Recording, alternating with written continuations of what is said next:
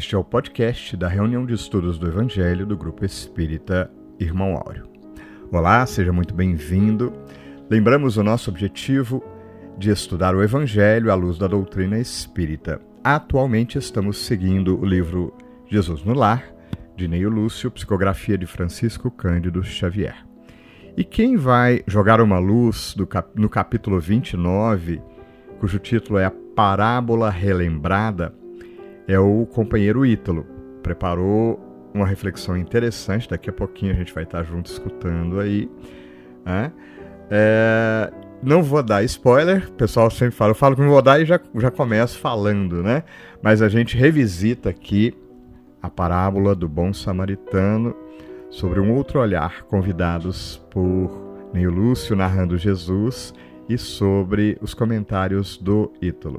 É sempre muito bom relembrar alguns pontos. Primeiro, a gente coloca aqui uma bibliografia estendida aqui nos comentários para quem quiser aprofundar, ver outros aspectos, ler outras visões de temas relacionados à discussão aqui. Então não deixe de consultar, tem sempre que possível o link colocado lá para você consultar. E a outra lembrança muito importante é que, como aqui o tempo é reduzido, a gente tem uma live sobre o mesmo tema que aborda outros aspectos, aprofunda a discussão, enfim.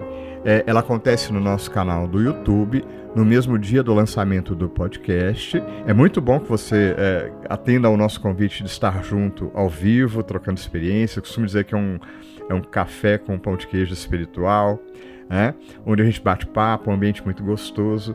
Não se preocupe, fica gravado no YouTube, você pode assistir a qualquer momento, mas ao vivo e juntinho é muito melhor. Então, aqui o segundo convite, tá bom? E, finalmente, a gente te convida a ficar até o final, porque a gente tem o nosso momento de oração, a gente faz uma prece e te convida a orar junto conosco, e normalmente a gente começa com uma poesia. Hoje não vai ser de Maria Dolores, mas a gente tem uma poesia lindíssima de João Coutinho. Surpreendente, fica aí a surpresa, fica conosco até o final, tá bom? Bom, dito isso tudo, não vou me delongar mais, eu sempre termino essa introdução te convidando e mandando a você o nosso abraço, mas fica aqui o nosso convite. Vamos ouvir?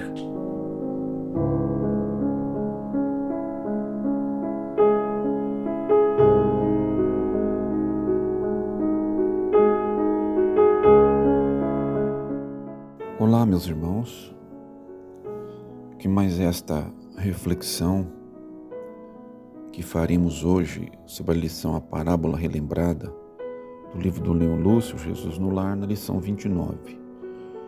É a mesma história do bom samaritano, e nós vamos dialogando com Emmanuel e Joana de Ângeles, e também uma lição do Evangelho segundo o Espiritismo. Essa é uma história que Jesus contou para ensinar sobre o amor ao próximo, que não é simples, que deve ser expresso em atitudes. Esse personagem era uma pessoa estranha que generosamente cuidou de alguém desconhecido sem esperar nada em troca.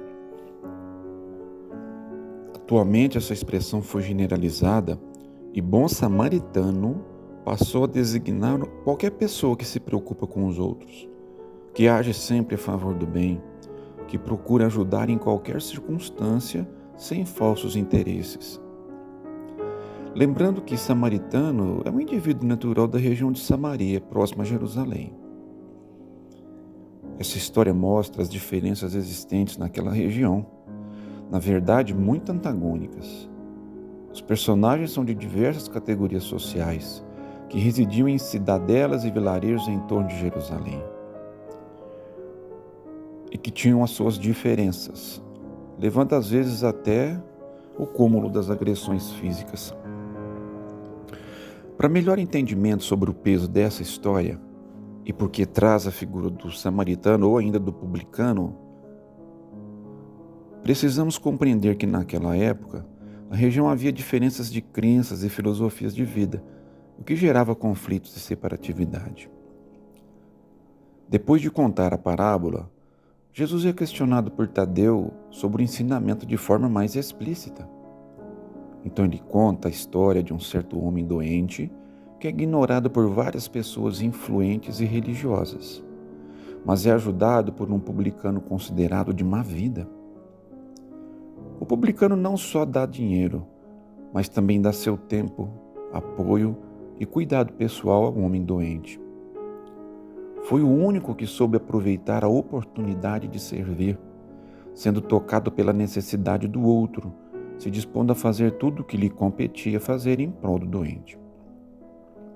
Em se falando de oportunidades, Emmanuel nos ajuda a compreender melhor as palavras de Jesus nesse sentido, abordando no livro Paciência a lição Oportunidades, que diz o seguinte: as oportunidades são riquezas potenciais da alma no bojo do tempo. Ei-las que nos procuram diariamente, chamando-nos através de situações e pessoas para que nos manifestemos na edificação do bem aos outros, que resultará sempre em parcela de felicidade em nosso favor. O espírito da caridade nos pede semelhante atitude, considerando-nos a tranquilidade própria.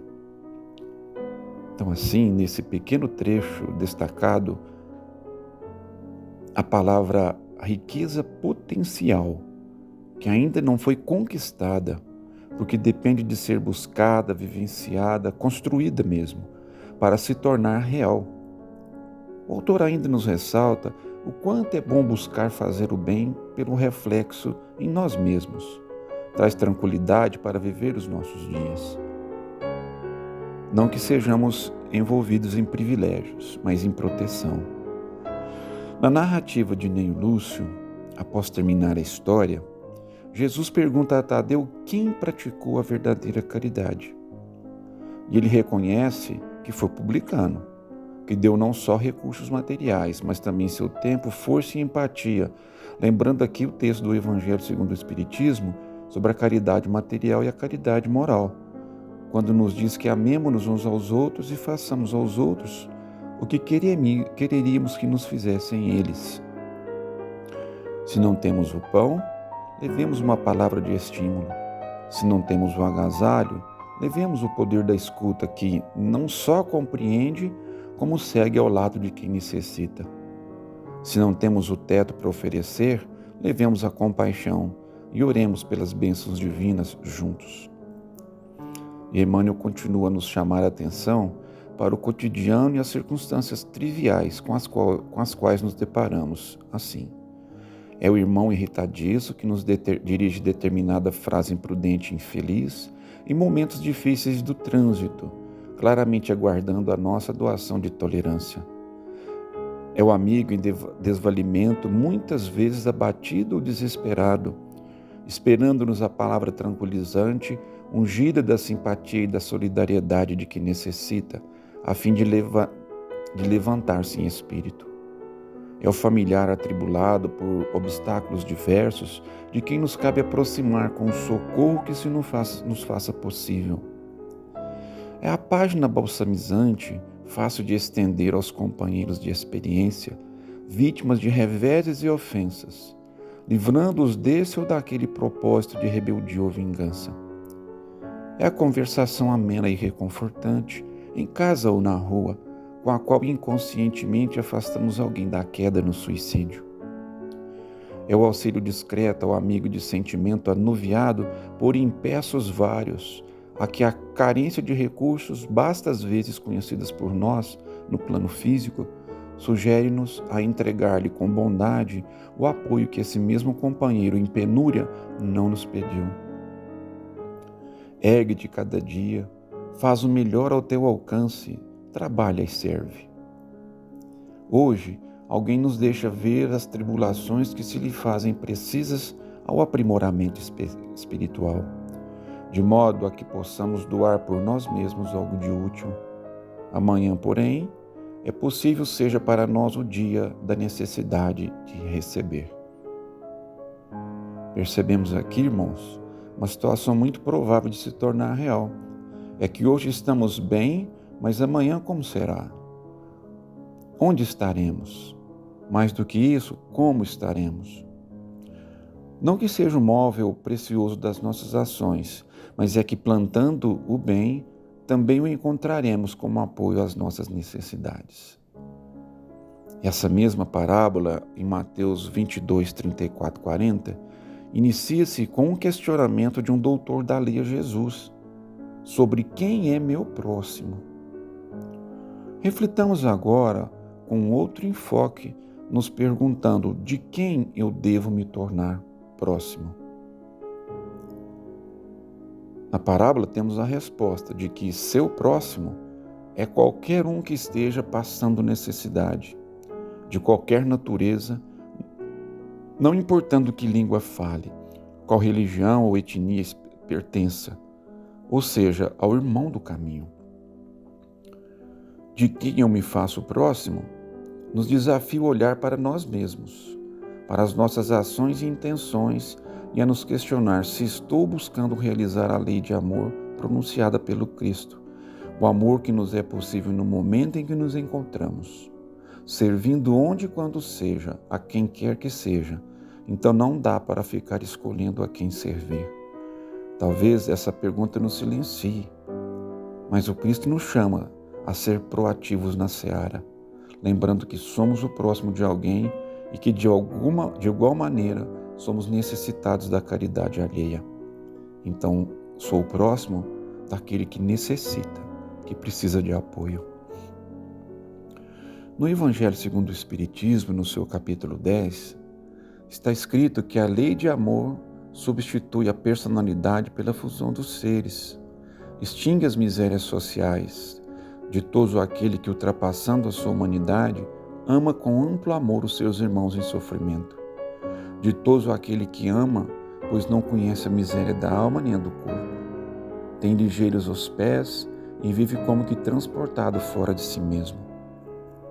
Quando Jesus pronunciou a palavra amor, os povos sobressaltaram-se e os mártires ébrios de esperança desceram ao circo. E ele, o Mestre, segundo João de Ângeles, nos diz que Jesus, por amor, elegeu um samaritano desprezado para dele fazer o símbolo da solidariedade. Com amor, liberou uma mulher equivocada, tirando-lhe o complexo de culpa. Pelo amor, atendeu a estrangeira Ciro-Fenícia que lhe pedia socorro para a enfermidade humilhante. De amor estavam repletos seu coração e suas mãos para esparzi-lo com os espezinhados. Fosse um cobrador de impostos, uma adúltera, o filho pródigo, a viúva necessitada ou a mãe enlutada. Sempre havia amor em sua trajetória, iluminando as vidas e amparando as necessidades dos corpos, das mentes e das almas. Assim, meus irmãos, ele continuará a inspirar aquele que o buscar no infinito, no intuito de aperfeiçoar-se pela prática do bem possível, em nome de Deus. Então, fiquemos todos em paz e trabalhemos, sejamos úteis, em nome do Pai, com a proteção do nosso Mestre e os Espíritos de bem. E assim seja. Iniciaremos o nosso momento de oração com a poesia Enquanto, de João Coutinho. Enquanto há céu azul para teus olhos, deixa que a luz de Deus te ajude e guarde, e reflete-lhe as bênçãos para a vida, antes que seja tarde. Enquanto o pensamento claro e belo em teu cérebro puro vibra e arde, cultiva a ideia nobre e redentora, antes que seja tarde. Enquanto moves tuas mãos robustas, estende o bem, servindo sem alarde, e ampara a todos generosamente, antes que seja tarde. Enquanto a boca lúcida te exprime, foge à treva maligna e covarde, e esquece o verbo deturpado e louco, antes que seja tarde. Embora a dor e o pranto, não permitas que a tua fé sublime se abastarde. Abraça a luta e segue para frente, antes que seja tarde. Não ouvides que o túmulo te espera, sem que a pompa terrena te resguarde, e busca em Cristo a vida soberana, antes que seja tarde. Mestre amigo Jesus Cristo, com o teu amor que a tudo e a todos envolve, ampara-nos o coração, sobretudo necessitado da fé viva que nos ensinaste, Jesus. Te pedimos o apoio ao nosso espírito, pois que já percebemos em nós que aqui estamos alguma disposição de melhoria, de resgate, de caminhada. Ainda não conseguimos estar tão próximos de ti, mestre amigo, quanto seria o ideal. Mas como também nos ensinastes, a misericórdia divina nos ampara todo e qualquer esforço de crescimento, de aprendizado e de resgate. Por isso, Jesus, nesta prece nos lembramos do quanto mobilizas o teu amor, do quanto os teus anjos mensageiros estão sempre dispostos ao nosso lado, aguardando-nos à disposição para sintonizarmos com as energias vivas do bem que estão em toda parte. Te rogamos amparo, Jesus, nos momentos em que fraquejarmos e que nos afastarmos das bênçãos divinas. Te rogamos que o teu amor, que o teu carinho nos aconchegue e docemente, nos embalando nas caminhadas da vida, nos reconduza mais próximos do caminho reto que nos conduz ao Pai. Por isso te damos graças, por isso recebemos nesses instantes a energia consoladora do Evangelho, repleta de luz. E te rogamos, fica conosco, Jesus, em nossa caminhada. Graças te damos, mestre amigo, por tanta luz, por tanto amor. E contigo, graças damos a Deus nosso Pai, pela vida integral que nos concedeu. Que assim seja.